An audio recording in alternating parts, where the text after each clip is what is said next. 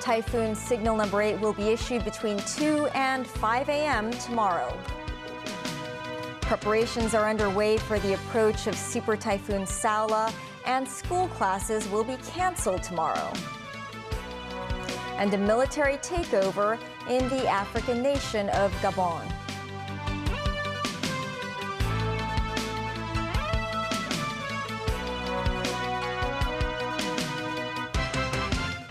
Hello and welcome to TVB News. The strong wind signal number 3 is currently in force, and the Hong Kong Observatory will issue the gale or storm signal number 8 between 2 a.m. and 5 a.m. tomorrow. This as Super Typhoon Saola moves closer to the region, even though the weather appeared more or less fine during the day. Timothy Lee has our top story. Super Typhoon Saola is edging ever closer to Hong Kong. This morning, the wind around areas in Saiwan-ho began to pick up. Trees were shaking, flags fluttered on boats. Many residents swarmed markets and bakeries to stock up on food and other supplies, preparing for the worst. This woman came to buy vegetables, but she said everything was sold out. But things look different from the Victoria Harbour waterfront in Tsim Sha Tsui. People could be seen walking by the pier. Some tourists said they were unafraid of the impending storm. I don't feel like there's any danger, as it's like another day. I feel like it's gonna rain, not today, because the weather is good. We heard about the weather warnings yesterday, but yeah, as the weather is good right now and it's really sunny and many people are outside, we didn't worry about it. We were like, okay, if it's going to be bad, then we can still return to the hostel. It's calm before the storm for much of today. Even though the tropical cyclone warning signal number 1 came into effect on Wednesday evening, the weather is still fine in some coastal areas, such as the Tsim Sha Tsui promenade at around noon. Looking ahead, the observatory expects Tropical Cyclone Saola to reach the Pearl River Delta between tomorrow and Saturday, adding the weather will significantly worsen with strong winds and thunderstorms. Currently, the tropical cyclone is moving at 10 kilometers per hour along the eastern coast of Guangdong and is located around 370 kilometers southeast of Hong Kong. Former assistant director of the observatory, Leung Wing Mo, said he believes the tropical cyclone will coincide with the spring tide in the next 2 days, which could cause serious flooding in the SAR. He said the strength of Saola could be similar to 1962's Typhoon Wanda, one of the worst typhoons to have ever hit Hong Kong, killing 130 people. Timothy Lee, TVB News. With Super Typhoon Saola on its way to the region, the observatory is not ruling out issuing the top-level typhoon warning signal number 10. Evacuation and other preparations for the approach of the storm are underway in the city's flood-prone areas. Jackie Lin reports. Gearing up for Super Typhoon Saola, the government held an interdepartmental meeting to explain plans to cope with the approaching storm. Announced in a joint press conference, the number 8 gale or storm signal is poised to be issued in the early hours of Friday, with Saola set to be closest to Hong Kong later on Friday and early on Saturday. Authorities are not ruling out the issuance of the highest level of warning, hurricane signal number 10. In our weather forecast, we already forecast that hurricane force winds are possible over offshore waters and on high ground. If that really happened, then the issuance of typhoon signal number 10 is possible. All classes at kindergartens, primary and secondary schools will be cancelled tomorrow, meaning next Monday will be the first day of school for local students in the new school year. The observatory is expecting flood-prone areas to see storm surges. In Tolo Harbor, tide heights could go 5 meters above regular water levels tomorrow night to midnight, reaching the level seen in 1962 when Typhoon Wanda battered the city. Victoria Harbour and Tai O are expected to be affected by inundation before midday Saturday. As the storm surge level could be comparable to that of Typhoon Mangkhut in 2018, the government said preparations are underway. The evacuation work is now in progress. Our staff has already started work. And then for extreme case, a very bad weather condition or very bad traffic condition. And I hope that under such situation, the employer should be more accommodating to their staff. Temporary shelters will open earlier than usual at 8 p.m. tonight, with more staff dispatched to support citizens in need. Jackie Lin, TVB News. The mainland's weather authorities forecasted Super Typhoon Saola could make landfall in areas around Guangdong's Hualai County and Hong Kong between tomorrow afternoon and evening. Local weather authorities issued a red alert for the tropical cyclone and noted it may be the strongest typhoon recorded in the province in over 7 decades. Schools in cities such as Shenzhen, Zhuhai, and Chaozhou delayed the start of the school year to the coming Monday. In areas along the border of Fujian and Guangdong provinces, tides were noticeably stronger, caused by strong winds, with some as high as 7 meters expected to affect the region. 34 people were injured after a school bus and a bus collided on Lantau Island this morning.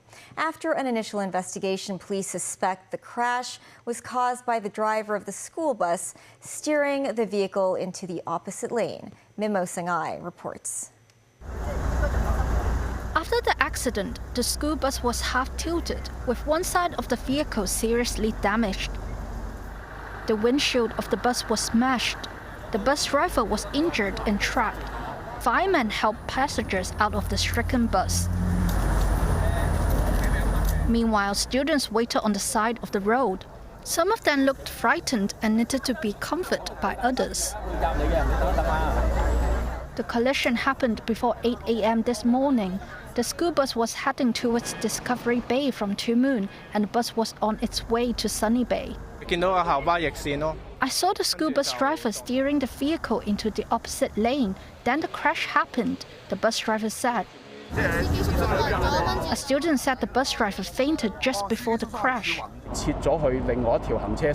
Choi Zhentong, Superintendent of New Territories South Command, said an initial investigation shows it was the school bus that left its original lane and crossed into the opposite direction, leading to the accident. The driver was arrested on suspicion of dangerous driving causing grievous bodily harm. 34 injured people were sent to different hospitals, including Princess Margaret and Northern Lantau. Mimo Sangai, TVB News. Soldiers in Gabon have proclaimed their Republican Guard chief as the country's leader after placing the just re-elected president, Ali Bongo Ondimba, under house arrest. The coup leader said on state TV that General Brice Oligui Nguema would act as president of a transitional committee. They accuse Bongo of betrayal and massive embezzlement. Nazvi Karim has more. Ali Bongo Ondimba thought he was entering year 56 of what was effectively a family dynasty of Gabon rulers. But instead of celebrating another presidential election victory, Bongo was placed under house arrest by coup leaders, accused of betrayal and multiple forms of corruption. General Brice Oligui Nguema, according to reports Bongo's cousin, was placed in charge of the Central African country as president of a transitional committee. In a video released on Tuesday, Bongo had this message for the people of Gabon. So I'm calling you to make noise, really. And make noise they did, but not the kind Bongo wanted. In the capital Libreville, at least, where Bongo is deeply unpopular, they were mostly celebrating. C'est la libération de tout un pays. This man said the coup represents the liberation of the country, something he has dreamed about, adding that God has answered their prayers. The United Nations, African Union and France, Gabon's former colonial power, condemned the coup. Nigeria and the West African ECOWAS bloc expressed concern and said they would be monitoring the situation. Critics say much of the wealth from Gabon's natural resources has failed to trickle down to the poor, with unemployment at 40% in 2020. Sherpa, a French NGO dedicated to accountability, said 9 members of Bongo's family are under investigation in France for cases involving embezzlement and money laundering. Bongo has been in power since 2009, taking over from his father, Omar, who was the country's leader for 41 years. They have imposed a 6 p.m. to 6 a.m. curfew and vowed to restore stability as soon as possible. In Beijing, Foreign Ministry spokesperson Wang Wenbin said China is following developments and called on relevant parties to focus on fundamental interests of the country and resolve differences peacefully through dialogue. The administration of U.S. President Joe Biden has approved a military transfer to Taiwan under the Foreign Military Financing, or FMF, program, which is normally reserved for sovereign states. According to a notification sent to Congress and seen by Reuters, the State Department plans to free up $80 million in FMF funds in support of Taiwan. The funds will be used to strengthen Taiwan's self-defense capabilities, the notification said. Taiwan's defense ministry expressed its thanks, but said it had no comment on the details of the aid. The U.S. State Department said the decision to provide Taiwan with FMF assistance did not reflect any change in Washington's One China policy. In Beijing, Foreign Ministry spokesperson Wang Wenbin said the FMF move severely violates the One China principle and undermines China's sovereignty and security interests. Foreign Minister Wang Yi held talks with his British counterpart, James Cleverly, in Beijing on Wednesday. Cleverly's trip to China was the first made by a British foreign secretary in over 5 years. During their meeting, Wang said China has always attached importance to the UK's status as a great power. He said Beijing has committed itself to stable and mutually beneficial China-UK relations and always believes that China-UK cooperation has global influence. Wang said amid the volatile international situation, China and the UK should work together to safeguard world peace and stability. On Taiwan, Cleverly said the government's position on the island remains unchanged and that Westminster adheres to the One China policy. He acknowledged Britain and China's views on various issues may differ, but stated the UK is committed to strengthening communication with Beijing. Japan's Prime Minister Fumio Kishida said he would compile measures to help the fishing industry hit by China's ban on Japanese seafood. The ban came after Japan released treated radioactive wastewater from the crippled Fukushima nuclear power plant into the ocean last week. Kishida was visiting Tokyo's biggest fish market just a day after eating Fukushima sashimi with 3 cabinet ministers in an effort to dispel safety concerns over eating seafood from the area. He was seen talking to vendors, vowing to overturn the import restrictions, which he said had no scientific basis. He also ate some local octopus. Kishida said the government will tap into its budget reserves to help develop new sales channels and keep excess fish frozen until they can be sold when demand recovers. China was Japan's biggest seafood export market in 2022, followed by Hong Kong. Still ahead, in the U.S., Senate Republican leader Mitch McConnell freezes up again while talking to reporters. More than 60 people killed in a fire in South Africa. And local singer Tommy Yun sentenced to 26 months in prison after pleading guilty to sedition and money laundering.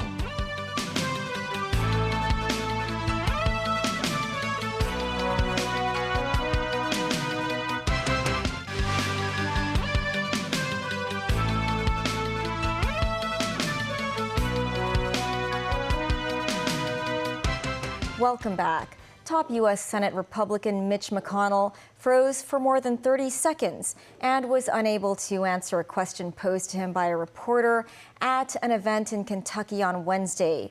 It was the second such incident in a little more than a month. Tracy Furness has more.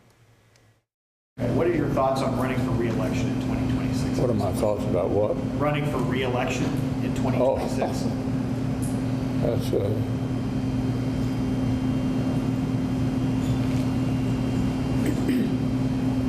That's Did you hear the question, Senator? Running for re-election in 2026? All right, I'm sorry, you all. We're going to need a minute. McConnell went on to answer a few questions after he froze. But this latest incident in Covington, Kentucky adds to the questions in recent months about McConnell's health and whether the Kentucky Republican will remain in leadership. McConnell's office said afterwards that he was feeling momentarily lightheaded and would see a doctor before his next event. McConnell had a similar reaction when he froze for 20 seconds at a news conference in the Capitol in late July. The 81-year-old was first elected to the Senate in 1984 and has served as GOP leader since 2007. President Joe Biden was asked later in the day if he was concerned about McConnell's health.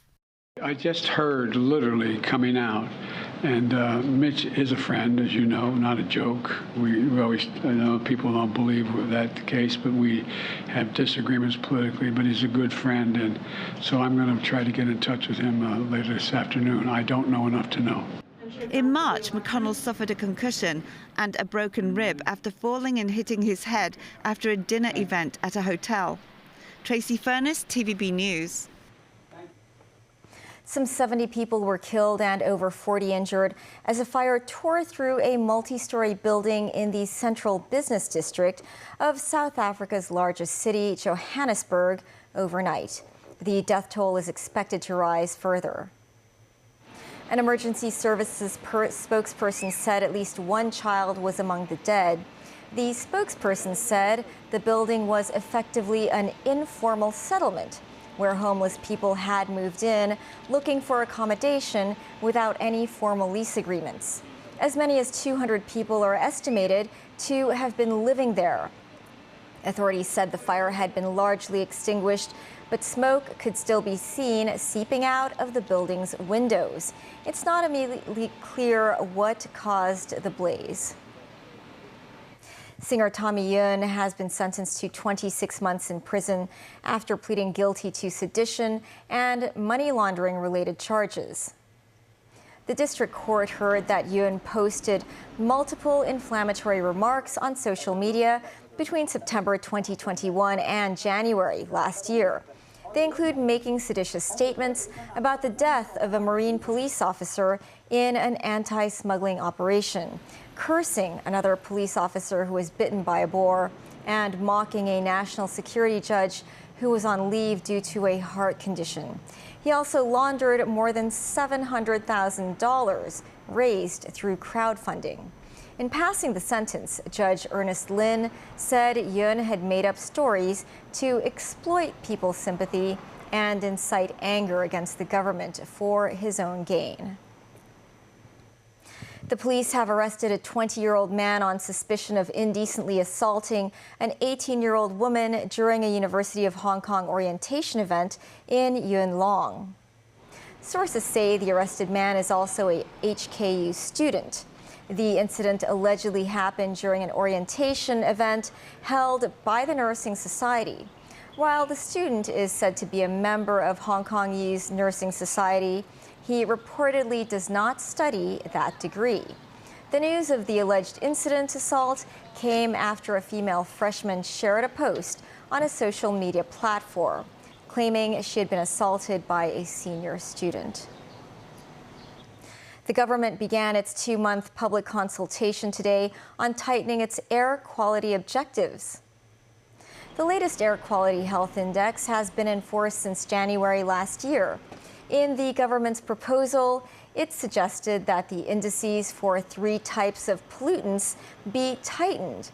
They include lowering the 24-hour upper limit for sulfur dioxide from 50 micrograms per cubic meter to 40. In addition, the lowering of respirable suspended particles, also known as PM10, from 100 micrograms to 75.